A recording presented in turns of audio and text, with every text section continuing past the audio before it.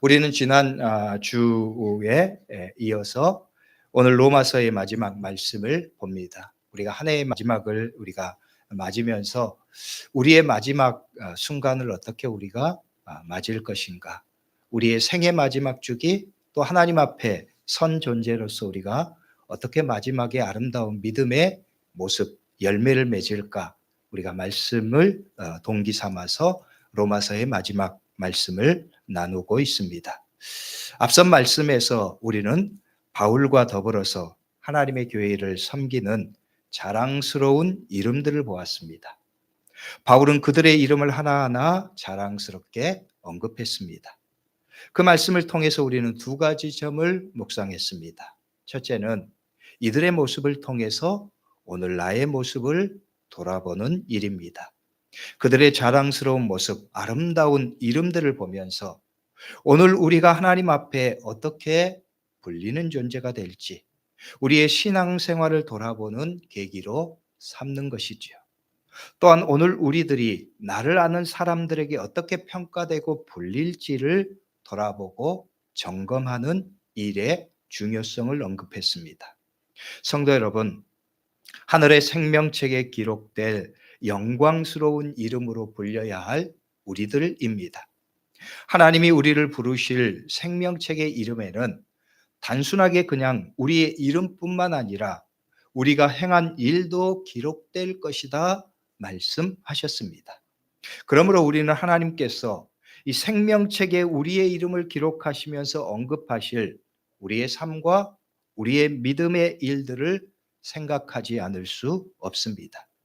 그런 점에서 사도 바울이 언급한 믿음의 동역자들의 이름과 그들에 대한 신앙과 삶의 증언은 우리에게 영적인 도전이 되었습니다. 사도 바울이 마지막에 언급한 이들은 사실 잘 알려지거나 유명한 인물들은 아닙니다. 그러나 그들은 하나님 앞에서 자랑스럽게 불리는 이름들이 되었습니다. 그들은 고린도후서 6장 9절로 10절의 말씀에서 볼 수 있는 하나님 나라의 참된 일꾼의 모범을 보였습니다.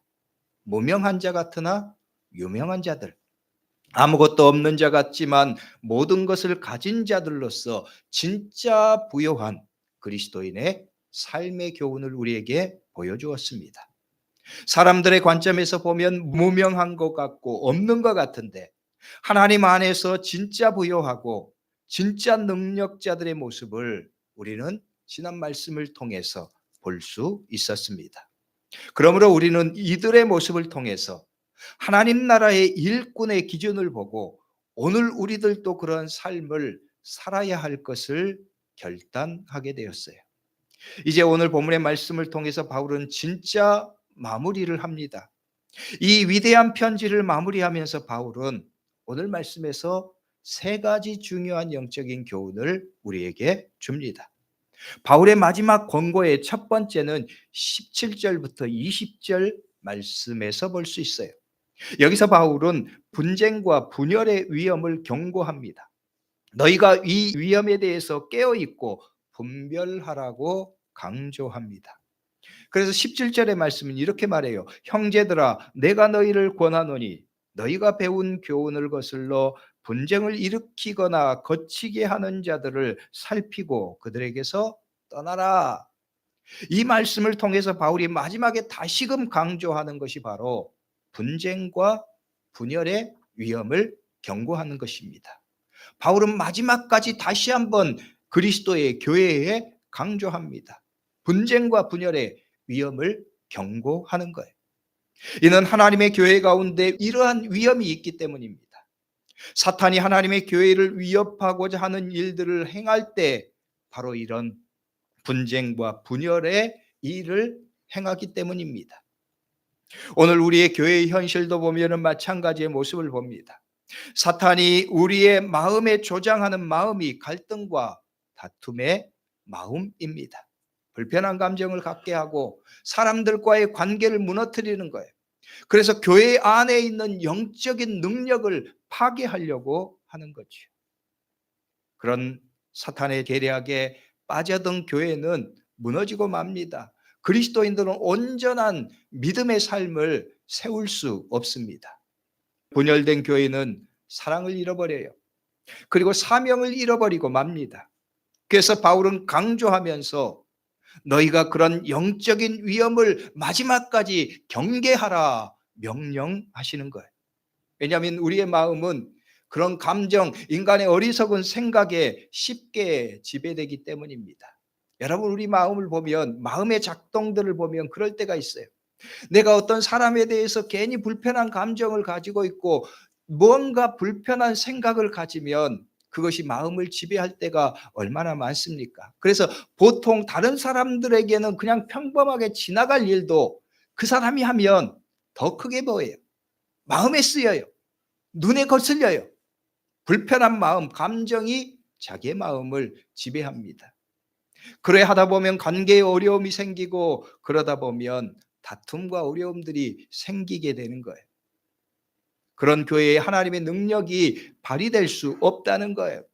그래서 바울은 마지막에도 경고합니다. 너희가 그 위험을 경계하라는 거예요.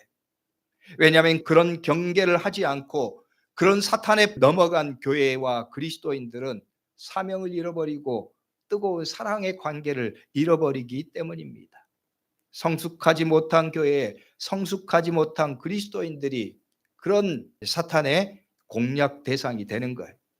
그래서 마지막에 바울은 다시 한번 강조합니다. 17절의 말씀에 보면 분쟁을 일으키거나 거치게 하는 자들을 살피고 그들에게서 떠나라. 살피고 그들에게서 떠나라 말합니다. 살피는 것은 분별하는 것입니다. 분별하고 듣는 것입니다. 우리는 말을 하는 것도 훈련하지만 듣는 것도 훈련해야 합니다. 분별해서 듣는 것이 필요하다는 거예요.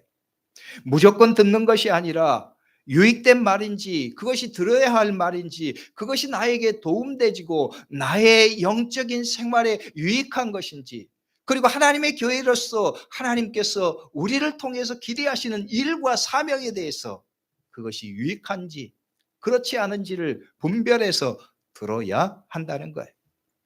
이 점에 있어서 우리가 늘 기억해야 할 중요한 원칙을 찰스 스윈돌 목사님은 그의 책에서 이렇게 4가지로 정리했습니다.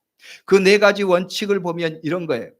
여러분, 이 4가지 원칙 우리 함께 한번 읽어보시죠. 첫째, 내가 듣고 있는 이것이 성경과 일치하는가? 둘째, 내가 듣고 있는 것이 나의 구세주이신 예수 그리스도를 영화롭게 하는가?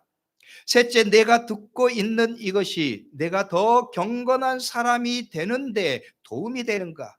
넷째, 내가 듣고 있는 이것이 동료 성도들을 더 존중하게 만드는가입니다. 첫째로 말하지요. 내가 듣고 있는 것이 성경과 일치하는가? 하나님의 말씀의 기준에 따라서 하나님의 말씀에 비추어서 나의 듣는 것, 나의 언어와 나의 삶의 일들을 분별하라는 거예요. 우리의 생각을 지배하는 것, 그것은 하나님의 말씀이 되어야 합니다. 사람의 생각, 사람의 언어, 그 결과가 되어서는 안 된다는 거예요. 우리의 말도 분별해야 한다는 거예요. 어떤 사람이 하는 말, 그 판단, 그 생각이 지배하고 그것에 따라서 결정되는 삶이 아니라 하나님의 말씀에 따라서 판단되고 하나님의 말씀에 따라서 분별되고 하나님의 말씀에 따라서 구분된 삶을 살아야 한다는 거예요. 그래야 우리의 영적인 환경이 정결해집니다. 우리의 생각이 정결해집니다. 우리의 마음이 정결해집니다. 그런 삶에 그리스도의 능력이 드러나는 거예요. 그리고 두 번째, 내가 듣고 있는 것이 나의 구세주이신 예수 그리스도를 영화롭게 하는가 질문하라고 합니다. 이것은 영적인 본질을 기억하는 거예요. 우리의 영적인 본질, 우리의 사명은 하나님을 영화롭게 하는 것입니다. 예수 그리스도를 영화롭게 하는 것입니다. 그런데 우리가 하는 말, 우리가 듣는 것이 그 영광을 가린다면 우리는 그 말을 하지 말아야 될 뿐만 아니라 그 말을 듣지 말아야 한다는 거예요. 이것이 우리의 말과 생각의 주제가 되지 않도록 하는 거예요. 그래서 우리는 이 질문을 기억해야 합니다. 이것이 하나님의 영광을 위한 것인가? 이 일이 그리스도를 영화롭게 하는 일인가? 구별하라는 거예요. 세 번째, 내가 듣고 있는 것이 내가 더 경건한 사람이 되는데 도움이 되는가입니다. 나의 영적인 유익을 위한 질문입니다. 이 말과 이 일이 내가 더욱더 경건한 사람으로 만들어 가신 하나님의 섭리에 부합하는가? 하나님께서 나를 그렇게 만드시길 원하시는데 나의 이런 생각, 나의 이런 말, 나의 이런 삶의 방식이 그 하나님의 섭리에 부합하는가? 나 자신을 점검하는 거예요. 하나님의 섭리를 우리가 고백한다면 우리는 하나님께서 우리의 선의 모든 동기를 가지고 하나님의 원하시는 모습을 만들어가는 존재가 됨을 고백해야 합니다. 그럴 때 우리는 우리의 삶의 기준, 우리의 생각, 우리의 말의 일들을 그렇게 구별하고 분별할 수 있어야 된다는 거예요. 네 번째, 내가 듣고 있는 것이 동료 성도들을 더 존중하게 만드는가 질문하라고 합니다. 이것은 다른 사람들을 배려하고 존중하는 태도에 대한 질문입니다. 이 말과 이 일들 함으로써 다른 사람을 부정적으로 만들고 사람들과의 관계를 어렵게 만드는 것이 오늘 나의 삶에서 내가 하는 행위, 내가 하는 말에 있다면 말씀은 그것을 떠나라고 명령하십니다. 우리의 말과 행동, 그리스도 안에서 서로를 존중하고 세워나가는 사랑의 관계가 되어야 하기 때문입니다. 하나님께서 우리를 교회로 세우시고 우리 안에서 아름다운 공동체를 이루시기를 원하시는 것, 그것이 하나님의 마음인데 하나님의 그 마음을 생각할 때 우리는 나의 동료, 나의 믿음의 공동체 안에서 어떤 마음과 태도를 가져야 될까 생각할 때 이 질문을 하는 것이 중요하다는 거예요. 내가 다른 사람들, 내가 다른 믿음의 공동체 안에서 내가 하는 말, 내가 하는 행동, 그것이 또 내가 듣는 것이 그 사람을 더욱더 존중하는 모습인가 구별하는 거예요. 우리는 이 땅에서 너무도 중요하고 절대적인 하나님 나라의 사명을 받은 존재이기 때문입니다. 그래서 사도 바울은 이 영적인 스펙트럼을 가지고 우리의 삶을 분별하라고 말씀합니다. 죽이는 언어, 분열과 다툼의 언어에서 떠나라는 거예요. 오늘 우리가 분별하고 우리가 또한 기준 삼을 삶의 교훈입니다. 그리고 오늘 본문의 말씀 두 번째는 고린도의 성도로부터 문안을 전하고 있습니다. 21절부터 23절의 말씀이 그러해요. 이렇게 말씀하죠. 나의 동역자 디모데와 나의 친척 누기오와 야손과 소시바더가 너희에게 문안하나, 그리고 수많은 다른 믿음의 동료들의 문안을 전하고 있습니다.